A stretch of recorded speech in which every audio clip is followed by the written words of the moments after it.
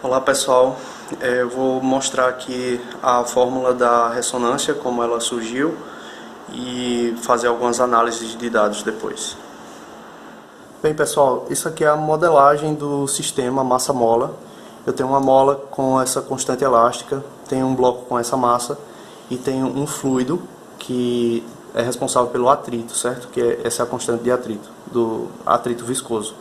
As forças que estão envolvidas no sistema são a força da mola, que é menos kx, força de atrito, que é menos c vezes a velocidade, que é menos c vezes a derivada de x com relação ao tempo, ou a gente também pode representar assim com esse x pontinho.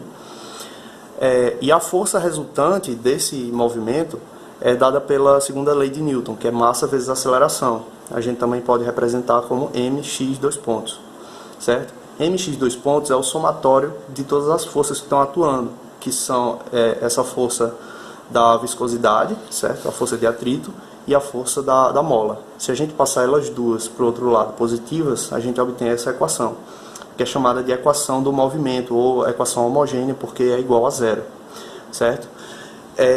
Nesse caso, a gente não tem nenhuma força externa, mas se a gente considerar uma força excitadora externa, que ela seja periódica, ela tem uma determinada amplitude e ela varia segundo uma função senoidal, certo? Sabendo que essa frequência angular, ω0, é a frequência natural do sistema, então a gente pode acrescentar essa força aqui desse outro lado e a gente vai ter a equação do movimento de oscilação forçada, certo? Então vamos considerar que a gente tem x, que é a posição, x ponto, que é a velocidade, x dois pontos, que é a aceleração, e vamos considerar também que a frequência angular, ω, é a raiz de k sobre m, ou também ω² é k sobre m. O primeiro passo é resolver a equação homogênea. Como é que a gente faz isso? A gente primeiro faz uma conjectura de que a solução para esse sistema é uma função exponencial, porque ela tem essa característica aqui, certo? Se ela tem essa característica, se for E de menos RT, então a gente sabe que a nossa oscilação vai começar alta e vai decrescendo ao longo do tempo por conta da força de atrito. Então provavelmente é uma solução desse tipo que a gente vai encontrar.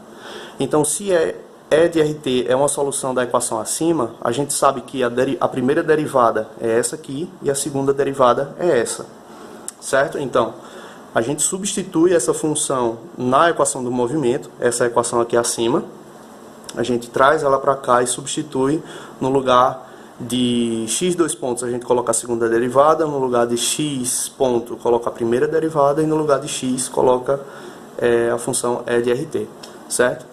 Então destaquei esses três aqui porque a gente vai colocar em evidência e deixa todos esses outros entre parênteses. E como a gente sabe que E de RT é diferente de zero, temos que essa equação aqui é o que a gente tem que resolver, que é uma equação simples do segundo grau em R, certo? Para resolver isso aqui a gente usa a fórmula de Bhaskara, que é menos c mais ou menos raiz quadrada do discriminante sobre 2m. E a gente vai fazer o seguinte, esse 2m eu vou separar essas duas frações aqui, tá? Vai ficar menos c sobre 2m, mais ou menos essa raiz, e eu coloquei esse 2m para dentro da raiz, ele virou 4m². Depois, aqui dentro a gente também vai separar essas duas frações, que vai ficar 4m² para esse lado e 4m² para cá. Eu separei o m² em 2m's aqui, porque a gente pode simplificar com o de cima. E vai sobrar essa expressão, certo?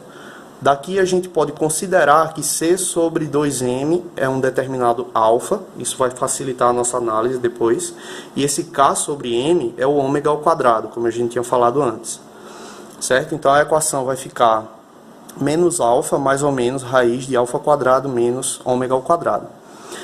Daqui a gente tem as duas respostas, certo? Uma delas vai ser positiva, a outra negativa. Em segundo lugar, a gente vai fazer a análise dos regimes de amortecimento, certo? Imagine que α² é maior do que ω². Esse alfa é o que contém a constante de viscosidade, certo? Então a gente sabe que esse cara é o responsável pelo atrito. Se o atrito é maior do que a oscilação, a frequência da oscilação, então a gente tem um super amortecimento, ele não vai oscilar. Se a partícula que tem, se a expressão que tem o amortecimento é igual ao da frequência angular, o amortecimento nesse caso é crítico. Então ele começa a oscilar, mas logo para. Então só vai haver oscilação se esse alfa ao quadrado for menor do que o ômega ao quadrado, que ele fica no regime de subamortecimento e ocorre a oscilação. É esse caso que a gente vai estudar. Nesse terceiro caso, como ômega ao quadrado é maior do que alfa ao quadrado, o resultado de alfa ao quadrado menos ômega ao quadrado é um número negativo. E por estar dentro de uma raiz quadrada, temos um número complexo IB, onde esse I é a raiz de menos 1. Então, voltando lá para a nossa equação do segundo grau, a gente vai ter menos alfa mais ou menos I beta, certo? Então, R1 vai ser menos alfa mais I beta e R2 menos alfa menos I beta. Para a gente chegar no resultado, a partir disso aqui, a gente vai resolver a solução complementar. O que acontece? Agora é a hora de resolver. A gente vai fazer a combinação linear de funções linearmente independentes. Tem uma observaçãozinha aqui, ó. Você achou que a gente nunca iria ver isso na vida, né? Achou errado, fera. Então, a combinação linear vai ser colocar duas constantes e fazer o somatório desses dois vetores, certo? Em que aqui a gente tem R1 e R2, esses dois que a gente encontrou aqui em cima. Então, substituindo esses valores aqui, a gente pode fazer a distributiva aqui do T para esses dois termos e aqui também, e separar. Se eu tenho uma base e uma soma de expoentes aqui, eu posso separar em duas bases sendo multiplicadas, duas bases iguais, certo? Então, esse E de menos alfa T que aparece nos dois termos, eu posso colocar em evidência. E eu vou ter aqui duas constantes e vou ter essa combinação linear. Para a gente sair daqui, a gente usa a equação de Euler, que diz que E de Iθ é igual ao cosseno de θ mais I seno de θ, e o E de menos de θ é cosseno de θ menos I seno de θ. Certo? Então a gente vai usar essa expressão para substituir no lugar desse exponencial aqui. A partir disso, a gente vai colocar alguns termos em evidência. Esse C1 que multiplica esse cosseno de beta-t, C2 que multiplica o cosseno de beta-t, a gente vai agrupar o cosseno de beta-t e colocar C1 mais C2. E a mesma coisa do outro lado. A gente vai ter aqui I, C1 menos C2, multiplicando seno de beta-t. Certo? Então, se a gente considerar uma terceira constante 3, que seja esses dois aqui, C1 mais C2, e C4, que seja essa outra expressão aqui, a gente vai chegar nessa expressão final. Então vamos ver se isso está fazendo sentido para a gente. A gente tem um exponencial de menos alfa t, que ele tem esse comportamento aqui decrescente, e tem um outro termo da equação que tem cossenos e senos, ou seja, é uma oscilação. Se a gente pegar esses dois e multiplicar, a gente vai chegar num gráfico parecido com esse, que é uma exponencial decrescente e uma oscilação que vai diminuindo sua amplitude com relação ao tempo, certo? Então a gente aqui chega em 50% do nosso objetivo. A solução da equação não homogênea, que é a solução particular, a gente vai usar o método dos coeficientes a determinar. É uma função semelhante à função periódica f de t, certo? Então a gente precisa pensar numa função que tem essas características do cosseno. O cosseno, ele, quando você deriva uma vez, duas vezes, vai aparecer seno e vai aparecer cosseno. Por essa natureza, a gente vai chutar que a solução vai ser algo desse tipo. Uma combinação linear em que a gente tem duas constantes A e B e tem cosseno e seno, certo? Dada essa primeira conjectura, a gente faz primeira derivada e segunda derivada como lá no início. E a gente substitui na equação do movimento, certo? Então a gente vai ter a equação do movimento aqui, já com esse termo da força excitadora também, e a gente vai substituir os valores que a gente encontrou ali em cima, certo? Substituir os três. E aí a gente vai fazer as distributivas, etc., e colocar cosseno e seno em evidência. Então a gente tem aqui cosseno, tem o seno e todos os termos que estão multiplicando essas duas funções. Tudo isso igual a f0 cosseno de ômega 0t.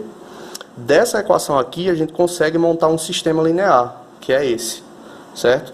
Todo mundo que está multiplicando o cosseno tem que ser igual a esse coeficiente aqui do cosseno. E todo mundo que multiplica o seno vai ser igual a zero, porque a gente não tem seno desse outro lado.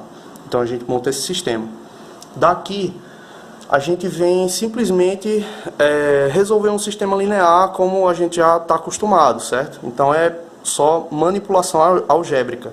A gente coloca o pessoal aqui em evidência, usa esse artifício do m sobre m aqui para poder colocar esse m aqui dentro, achar esse k sobre m que é igual a ômega ao quadrado, simplificar esses dois m's e a gente finalmente chega nessa expressão para a primeira constante, b, certo? Só que ela está em função de a, então a gente tem que tirar esse a daqui. A gente pega essa equação 3 e substitui na 2. A 2 lá do sistema linear. Daqui a gente também faz a mesma coisa, usa aquele artifício do m sobre m, pega esse valor de b, substitui aqui, certo?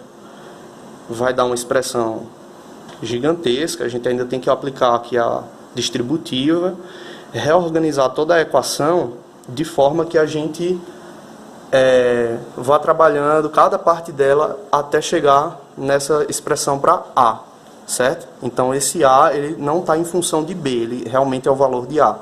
Aquele coeficiente é esse aqui. A gente pega esse valor então e substitui na equação 3, joga ele aqui dentro, certo?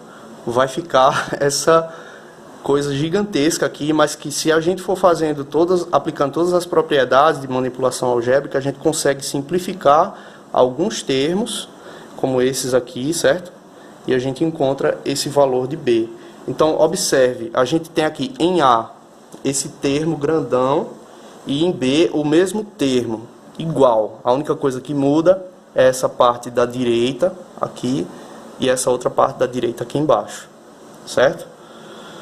Tudo bem, chegamos a 80%. A solução particular, então, vai ser a gente pegar esses dois valores que a gente encontrou e substituir aqui, multiplicando o cosseno e o seno, certo? Então, a gente encontra essa expressão gigantesca aqui, certo? Beleza. Estamos em 90%, espero que todo mundo esteja acompanhando.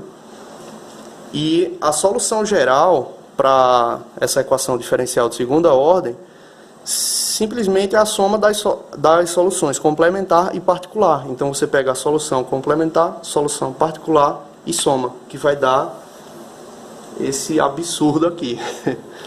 Beleza, então terminamos. Só que de onde é que vem a ressonância nesse caso? Imagine que a força excitadora tem a mesma frequência angular que a frequência natural de oscilação.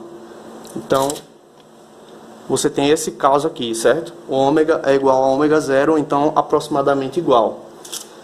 Observe que os termos, esse termo e esse termo, vão a zero. Porque se esse é igual a esse, quando a gente subtrair vai dar zero, certo? Veja que esse termo está aqui no numerador e o outro termo está no denominador.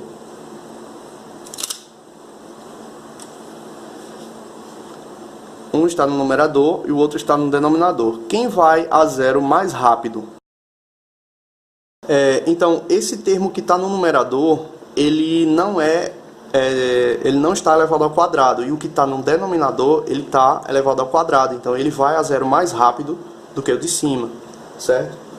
Se a gente pegar essa situação e colocar num limite em que ômega tende a ômega zero desses dois caras, essa expressão aqui vai a infinito, porque o de baixo chega em zero mais rápido do que o de cima.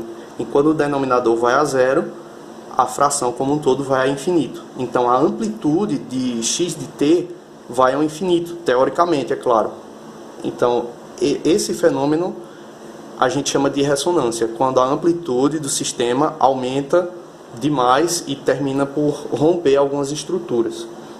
Então aqui embaixo a gente tem algumas simulações de MATLAB em que, por exemplo, nesse caso aqui, essa ondazinha azul, ela tem o K, certo? A constante elástica da mola é 10. E essa lilás aqui, bem grande, ela tem a constante elástica 1, certo? Isso significa que quando você altera os parâmetros do sistema, você pode ter uma amplitude maior ou menor em cada situação. Nesse caso aqui, a gente diminuiu o coeficiente de viscosidade para 1 e perceba que daqui para cá a amplitude desse lilás aumentou, certo?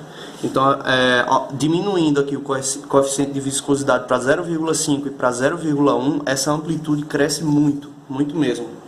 O mesmo acontece aqui quando a gente vai variando alguns parâmetros. Se você tem C igual a 2 e C igual a 3, ele diminui essa amplitude. C igual a 10 diminui mais ainda, certo? E nesse outro caso, a gente mudou alguns parâmetros aqui e conseguiu uma amplitude muito maior. Veja que está de menos 1,5 até 2 nesse caso, e aqui veio de menos 25 a mais 25. Então a amplitude aumenta demais só você mexendo nesses parâmetros aqui.